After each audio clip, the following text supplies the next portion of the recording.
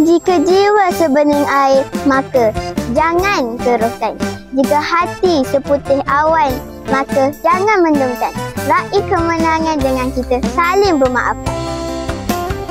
Awal Syawal raih kemenangan, umat Islam saling berkunjungan. Selamat bertukar erti ketenangan.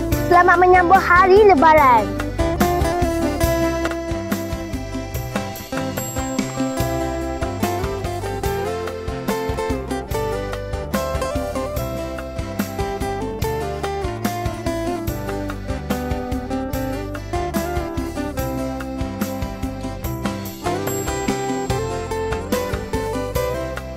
Assalamualaikum warahmatullahi wabarakatuh. Bersama saya Putri Kara Aisyah Dan saya Dana Irina, wartawan Mimpi Trust TV.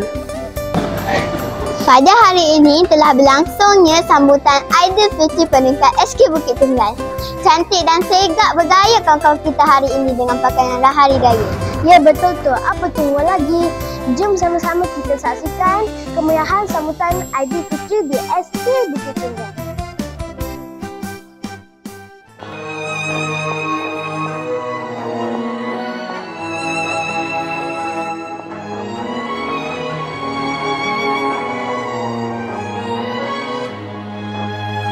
Wahai semua insan, takbir buat kumandang akhir Ramadan.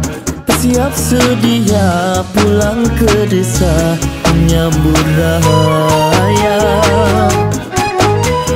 Wahai semua insan, berjabat tangan bersama semua, minta ampun maaf pada mereka, jernihkan sengketa. Hati gembira berjumpa semua, sanak saudara pagi raya. Sedih terasa mengenang pada insan yang dulu kini tiada. Selamat Hari Raya, selamat Hari Raya. Sambut sederhana, biarlah bersyukur seadanya. Selamat Hari Raya, selamat Hari Raya. Bahagiakan keluarga, bersyukur seadanya. Wahai semua insan, ingat-ingat bila nak berbelanja, sedikit tak apa berpada-pada, bersyukur nikmatnya.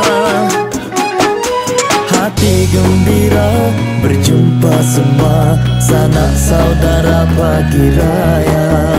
Sedih terasa mengenang pada insan yang dulu. Perut dah kenyang, duit raya pun dah dapat. Ingat tu, makan tu biar berpada-pada. Selamat Hari Raya. Sampai di sini saja untuk episod kali ini. Semoga kita berjumpa lagi pada episod yang akan datang. Salam Aidilfitri daripada kami, kru Mimpi Trust TV. Maaf zahir dan batin. Bye.